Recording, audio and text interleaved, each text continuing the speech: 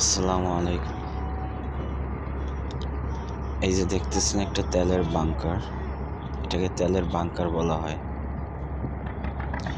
এই তেলের বাংকার দিয়ে সদরঘাটে যত লঞ্চ আছে, লঞ্চগুলোকে তেল দেয়া হয়।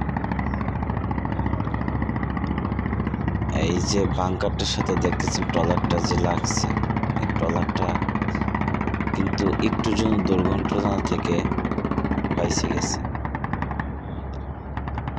এই ধরনের দুর্ঘটনা প্রায় এই বুড়িগঙ্গা নদীতে হয়ে থাকে। আপনাদেরকে এখন দেখাবো ওই পার থেকে একটা নৌকা, আপনারা দেখতে পারছেন কিনা জানি না।